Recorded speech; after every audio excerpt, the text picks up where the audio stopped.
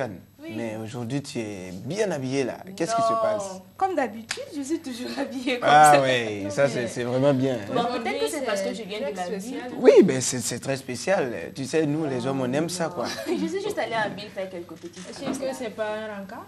Non, Il y a toujours ça. Hein. bonjour. Mais dis donc, hein, tu es... Hein? Tu as eu un rencard sérieux. Non. Coucou. Oui. Sylvia, dis donc, tu es très concentrée aujourd'hui. Hein? Ah, ce sont les Hey, bosses. Ah, dis bonjour, donc. ça va bien? Tu vas bien Ouais, là? très bien. Content de te revoir. Ah, Patricia, merci beaucoup. comment tu vas? Ça va. De bonté, hein, Oui, Ah, comme oui, d'habitude. d'habitude, mais il y a la place, hein? Tu es beaucoup concentrée là. Ah, ce sont les examens, je suis obligée de préparer ça. Ah, c'est la période des examens. Bon, il faut bien bosser parce que c'est mieux que de tricher ou de faire autre chose, quoi. Ah, ça, en tout cas, c'est vrai. Mais moi, j'ai eu une copine, vous ne saviez pas. Elle dit qu'elle ne bosse pas, qu'elle est sûre d'elle, elle ne bosse pas. Yeah. Elle est sûre d'elle. Mais comment ça? Tantôt, on parle de notes sexuellement transmissibles. Les NST. MST ou NST? NST. Moi, je connais maladie sexuellement transmissible. Ça, c'est NST. Sexuellement transmissible. Expliquez-moi un peu, expliquez-moi un peu. C'est quoi ça? C'est avec les filles qu'on connaît ça, tu sais. Ah, ben, les filles, écoutez. Même si tu ne bosses pas, tu rentres, tu es là. Bon. Après avoir fini de composer, tu remets ta copie, tu fais tout. Maintenant, après, bon, tu vois le professeur et puis... Une autre composition. Une autre composition, comme on le dit. Hein. C'est quand même décevant. Hein. Moi, je trouve ça quand même triste, quoi. C'est donner des notes de complaisance ou amadouer un professeur en promettant de coucher avec lui. C'est bien ça, hein. Après, pour qu'il donne de bonnes notes pour que tu réussisses à tes examens. Oh non, moi, je pense que ça, c'est vraiment désolant. Et tout ça ramène aux mœurs. Mais il faut qu'on sache que la tenue vestimentaire parle. Il y a des tenues qui agressent. Aujourd'hui, avec ce que la télévision nous déverse comme image, je dirais presque pornographique, les jeunes filles d'aujourd'hui se disent bah, je mets à la mode. Alors que derrière cette mode-là, la tendance est ce qu'on dit sexy, sexy, sexy. Alors que le sexy, le mot est clair, hein, c'est sexe qui est derrière. Voilà. Et quand on le fait sans sagesse, eh ben, facilement on attire les regards indiscrets. Et puis facilement, ça peut arriver au viol, hein, ou alors au vagabondage, parce que les jeunes garçons mal intentionnés vont venir te faire la cour rien que pour le sexe. Rien que parce qu'ils te désirent, parce que tu t'es fait désirer. Se faire désirer, bon, souvent c'est un peu la concurrence chez les filles. Hein. Je vais m'habiller, le garçon m'a regardé, il m'a vu. Non, moi, je l'ai tapé à l'œil. Tu l'as tapé à l'œil, mais tu l'as tapé ailleurs aussi. Qu'on revienne un peu à la raison, qu'on remette un peu les pendules à l'heure, parce qu'il y a une dépravation qui est en train de s'installer dans nos sociétés, et surtout dans nos sociétés africaines. Et ça me rappelle une histoire. Une fille elle est venue en classe, elle a mis un pantalon qu'on appelle... je ne sais Taille pas. basse, là. Taille basse, voilà. Merci pour le mot. Elle a mis ça et puis elle a laissé... oui, tout le dos était dehors. C'était vraiment déplorable. Et maintenant, un garçon qui était derrière elle, il a vu, il est arrivé et puis il a tiré le slip de la fille. La fille s'est retournée, elle a voulu faire la barre. Elle dit non, que tu as laissé, j'ai voulu arranger pour toi. Et les gens commençaient à dire, non, ce jour-là, c'est... Lorsqu'on s'habille comme ça ou lorsqu'on suit la mode d'une manière déraisonnée, sans réfléchir aux conséquences qui vont venir, évidemment les conséquences viendront. Et les conséquences, c'est quoi? On devient un dépravé sexuel ou une dépravée sexuelle ou carrément une prostituée, entre guillemets. Même si on ne l'est pas officiellement, quelque part, on devient ce que les gens appellent une pute, communément. Parce que les garçons passeront sur toi comme un objet. Hein, et finalement, la vie devient quoi? Elle devient moche. Il n'y a plus de dignité en toi. Quand on est en train de s'enfoncer dans ça, il vaut mieux en sortir le plus tôt possible pour ne pas avoir des problèmes. Parce que sinon, toute la vie est gâchée.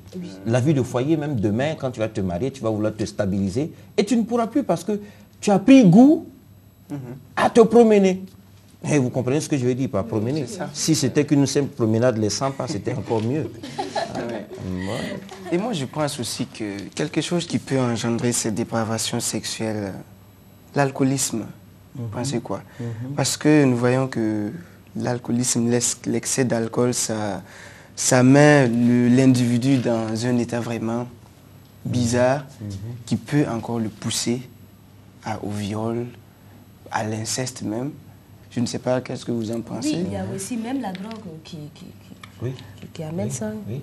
Ah, je t'en dis la cigarette. Parce que tout ça, c'est la même chose. Et ce sont des éléments qui minent la vie des jeunes, en particulier, que nous sommes. Donc le mieux, c'est d'essayer de faire tout pour ne pas y toucher, ni à la drogue, ni à l'alcool, et pas à la cigarette. Imaginez une fille et un garçon qui engagent une relation ensemble. Et un jour, ils sont là en train de parler entre eux. Mais souvent, ils oublient que juste le simple fait de se toucher, ça réveille souvent, quand on touche certaines zones érogènes, ça éveille souvent ce désir sexuel-là. Et souvent, on minimise, on se dit que non, je connais mes limites. Et pourtant, souvent, tu peux toucher quelqu'un, n'importe quel endroit, tu ne sais pas que lui, ça l'éveille dans ses désirs sexuels. Et voilà, souvent, les filles, elles se font violer comme ça, bêtement. Sans s'en rendre compte, elles se disent que non, juste l'embrasser. Mais non, il y a des choses qui sont permises, mais ce n'est pas utile, même dans les fiançailles, parce qu'on est juste à la porte du mariage. Il faut qu'ils fassent attention. Tout en parlant de ça, je suis allée dans la rue et j'ai interviewé des gens par rapport à notre discussion là. Et on va suivre, voyez ce qu'ils ont dit. Okay.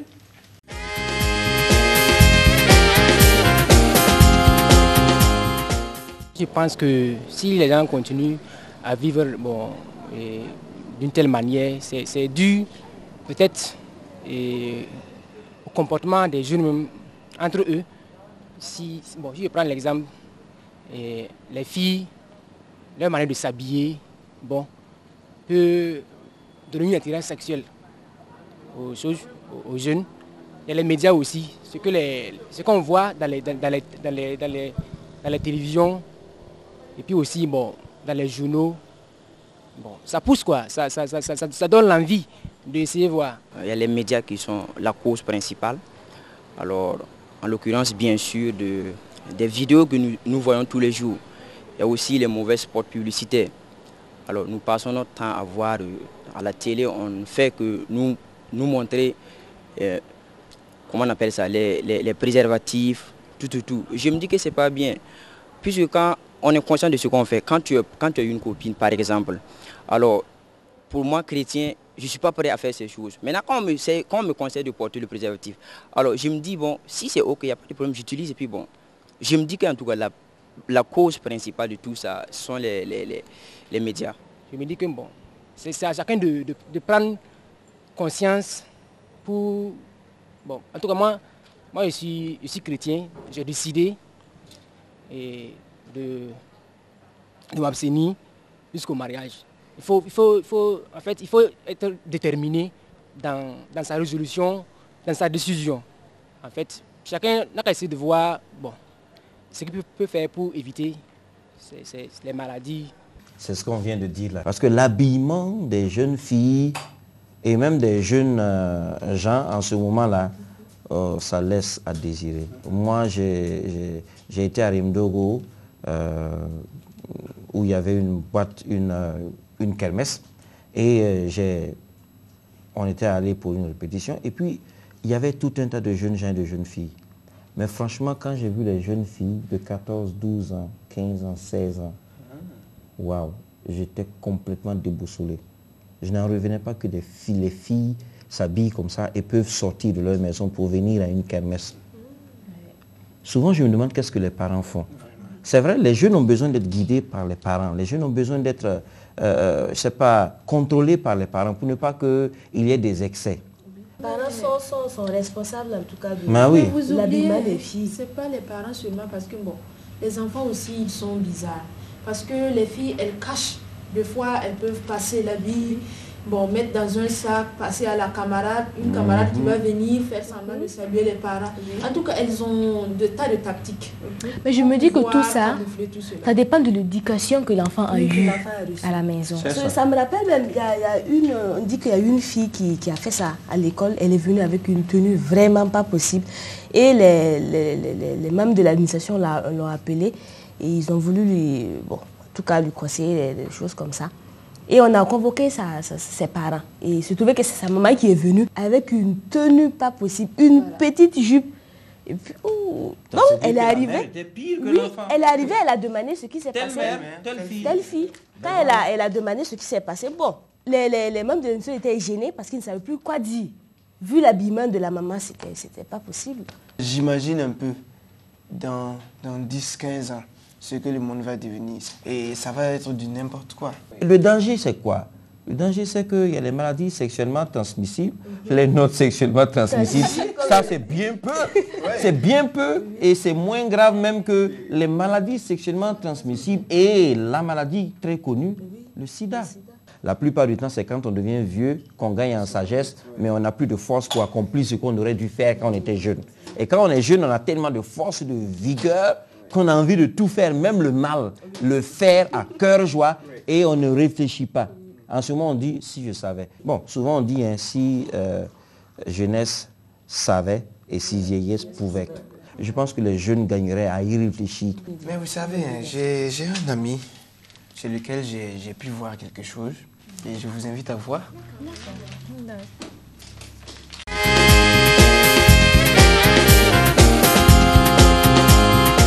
Nous savons que le VIH-Sida se transmet à plus de 80% par voie sexuelle. Mais malgré tout cela, qu'est-ce qui explique ces dépravations, ces mauvais comportements au milieu jeune?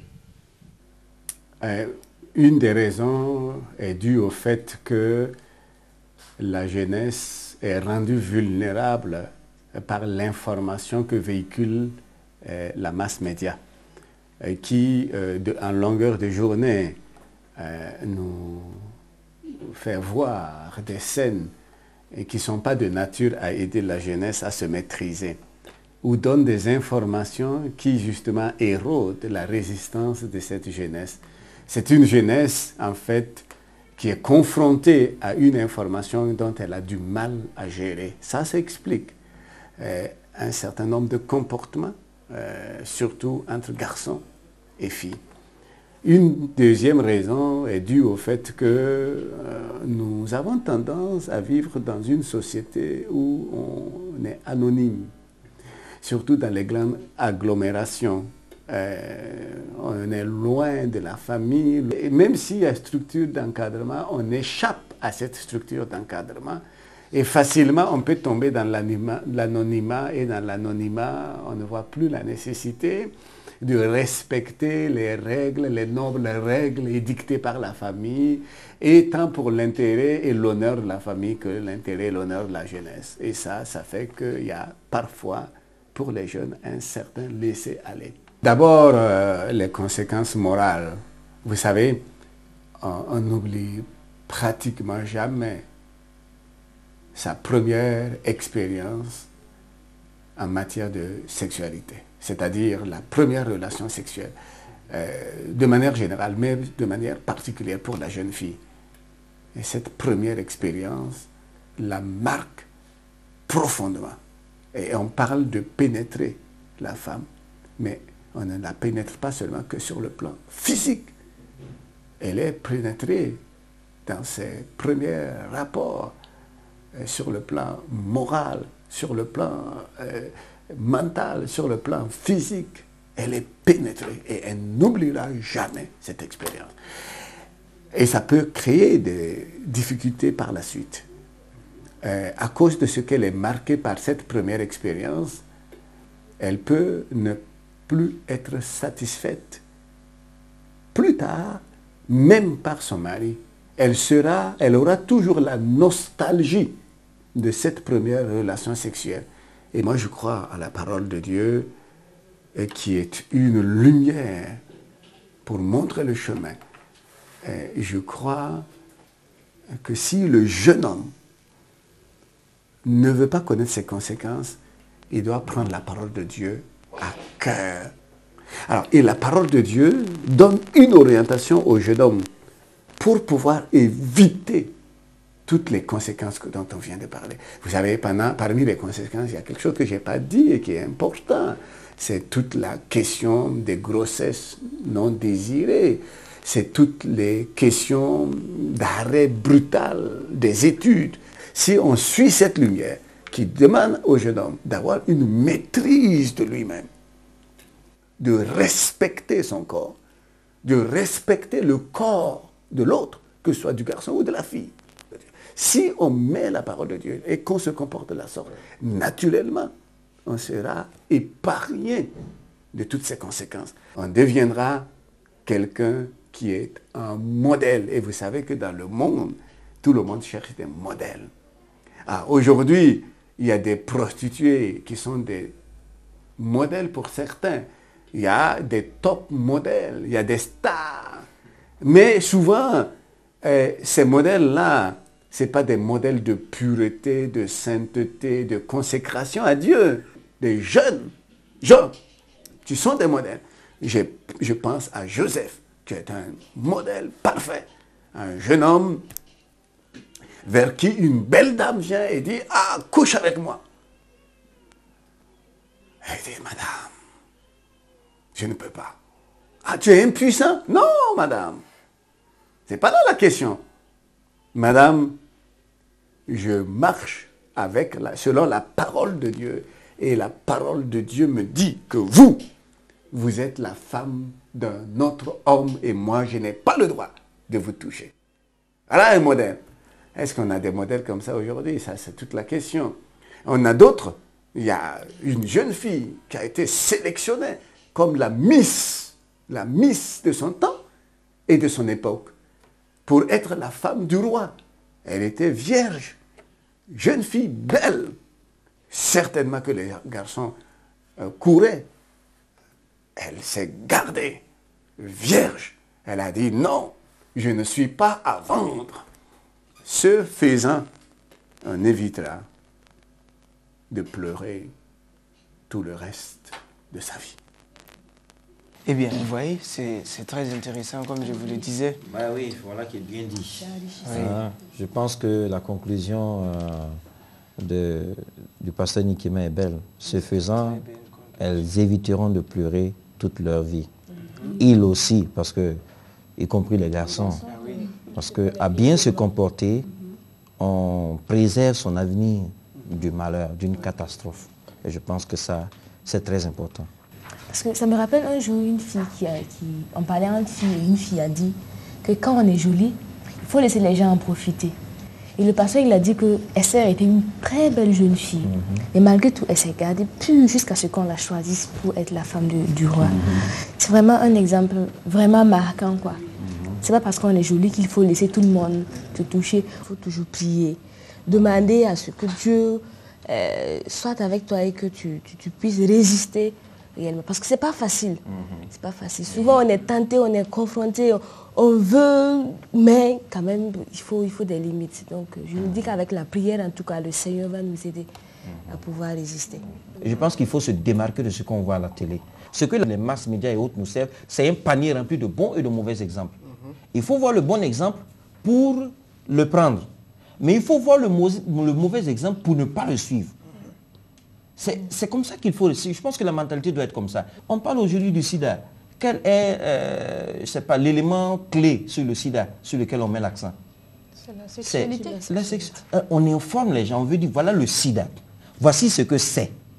C'est quelque chose de grave qui tue. Mais voici ce que c'est. Voici comment il s'attrape. Voici comment il se manifeste. On informe les gens. Pour quelle raison? Pas pour qu'ils aillent attraper le sida, mais pour qu'ils évitent le sida. Je pense que pareillement, je ne suis pas en train d'être l'avocat des masses médias, mais quelque part, il faut être intelligent. Les masses médias aussi, ils ont leurs erreurs à corriger, mais en tant que téléspectateur ou spectateur ou auditeur, lorsqu'on écoute, lorsqu'on voit, lorsqu'on entend ou lorsqu'on voit, il faut faire une sélection mentale et morale. C'est très important. Il ne faut pas ingurgiter tout ce qu'on voit, tout ce qu'on entend. Il faut prendre le bon exemple et le suivre, l'appliquer. Et regarder le mauvais exemple pour l'éviter, pour fuir. Mais aujourd'hui, les jeunes ne veulent plus réfléchir. On consomme tout. Et on applique tout. C'est bon, on applique. C'est mauvais, on applique. Oui, à ce sujet, j'ai eu à interviewer un monsieur là qui a connu les boîtes de nuit, les filles. Vraiment, j'aimerais que vous l'entendiez voir. Aujourd'hui, il a changé. C'est devenu un grand homme. Et j'aimerais que vous l'entendiez. Mais prenez votre thé là et goûtez. En même temps, on va suivre. Okay. Le bon thé. Elle date. Oui, tu nous mets la cassette. Suivons.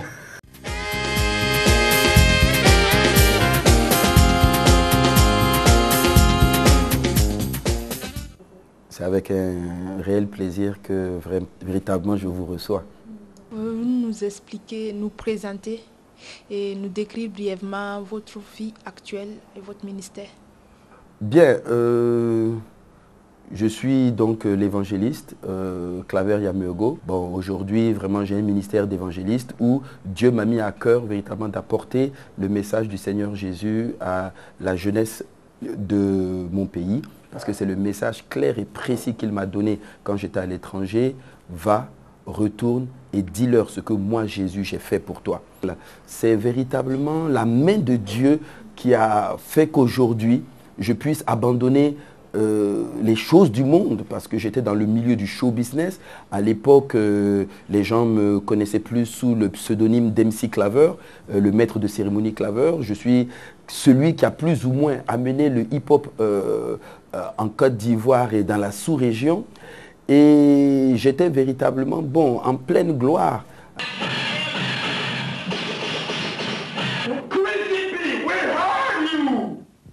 Et véritablement, c'était les femmes, les boîtes de nuit, le champagne, les cigares, le monde du show business.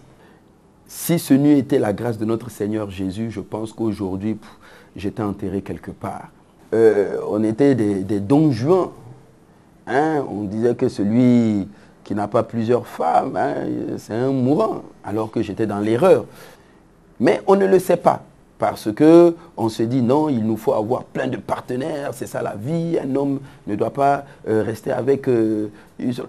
Mais j'étais en train d'anéantir ma vie sans le savoir, parce que j'étais contrôlé par Satan et ses démons. Je vous dis, dans tous les pays, quand on allait en concert et tout, on avait des filles qui nous attendaient là-bas. Mais le soir, quand tu rentres à l'hôtel, avec la fille, tu t'amuses. Le matin, tu te réveilles, tu regrettes. Quand tu te réveilles, il y a beaucoup d'amertume au fond de toi. Et voilà. Voilà la vie que je menais. Beaucoup de gens peuvent dire, oh là là, c'est bien, je veux la vivre, mais je déconseille. C'est une vie qui n'est pas intéressante dans la mesure où, si vous persévérez, vous risquez de rencontrer la mort. Moi, c'est une grâce. Si je n'ai pas attrapé le sida, c'est une pure grâce de Dieu. Mais ne dites pas oui, c'est parce que maintenant il a vieilli, bon, il veut se ranger. Mon frère, peut-être que tu n'as pas, ma soeur, tu n'as pas la même grâce que moi. Toi, tu vas vouloir vivre ce que j'ai vécu, mais toi, tu ne vas pas aller loin et puis, tac, Satan va mettre la maladie sur toi. Donc si Dieu m'a préservé, c'est pour justement que je puisse venir attirer ton attention et te dire non, ne vis pas la vie que j'ai menée, parce que c'est une vie qui amène beaucoup de tristesse. C'est un monde qui est pervers, c'est-à-dire à chaque coup, on s'amuse. Aujourd'hui, il y a plein de stars, mes copains, qui ont été emportés par le sida. Les gens disent oui, viens, on va vivre. Mais au contraire, selon Dieu, ce n'est pas la vie, c'est la mort. Mais quand vous vous éloignez de tout ça et qu'on dit non, invitons cette personne à venir s'amuser avec nous, eh bien, elle appelle non, laisse, c'est une mourante, là, ou bien c'est un mourant. Voilà comment on décrit les personnes qui refusent de vivre dans le péché, alors qu'en réalité, ils ont la vie. Et c'est parce qu'ils ont la vie éternelle et qu'ils veulent marcher selon les commandements de Dieu qu'ils sont comme ça. Mais le monde les traite de mourants alors qu'ils ont la vie. Même si on vous traite de mourants, ce n'est pas grave. Acceptez. Mais c'est parce que vous avez la vie. Voilà, je pense que c'est très touchant ce qu'il vient de dire. C'est émouvant. Voilà quelqu'un, comme tu dis, qui a vécu sa vie, entre guillemets, qui est passé par toutes sortes de dépravations, toutes sortes de femmes. Mais il a dit qu'il regrette. Il dit qu'il l'a regretté. Et n'eût été la grâce de Dieu, il serait aujourd'hui mort. Bon, il est toujours jeune. Mais par exemple, de nos jours, les gens peuvent dire que non, lui, à son époque, c'était moins difficile.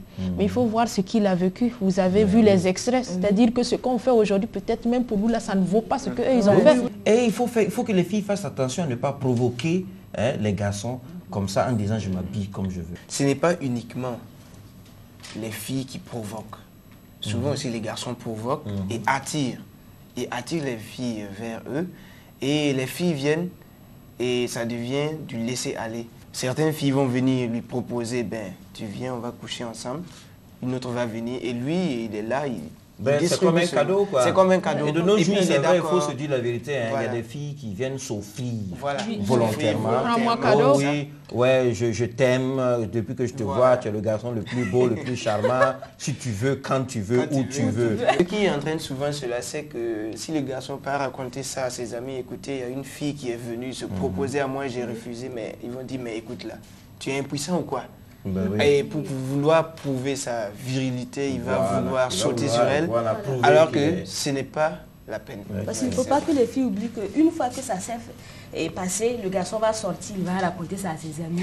Et tu es là, bon, tu marches tranquillement alors qu'il y a des gens qui parlent derrière ton dos, comme quoi tu es une fille facile, tu es ceci, tu es cela. Bon, Que non, celle-là, j'ai fini oui, avec j'ai elle. fini avec elle. Oui, c'est l'expression. hein. J'ai fini avec elle. Ouais, il vient vers toi gentiment et te. Et il suffit qu'un garçon flatte. s'approche de toi pour te parler sérieusement. Il peut dire, hey, avec cette fille-là, j'ai fini avec elle. Ouais, quand c'est déjà fait, il n'est jamais trop tard pour bien faire. Il suffit de regretter ce qu'on a fait et de prendre de nouvelles dispositions pour ne plus retomber dans la chose. Et le Seigneur est toujours prêt à nous pardonner pour toutes les fautes que nous avons. On le dit, la seconde vie. Parlant d'avenir, justement, on peut dire l'avenir n'est pas sur terre seulement.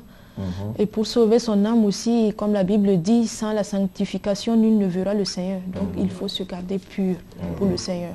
Bon, il faut que moi j'y aille, hein, parce que je dois aller terminer mes courses en ville. Bon, ok les gars. Voilà. Alors, ok, c'est Et bien. donc, Christian, tu prends bien soin de toi. Allez, Donc, allez. ah, C'est bien. non, C'est bien.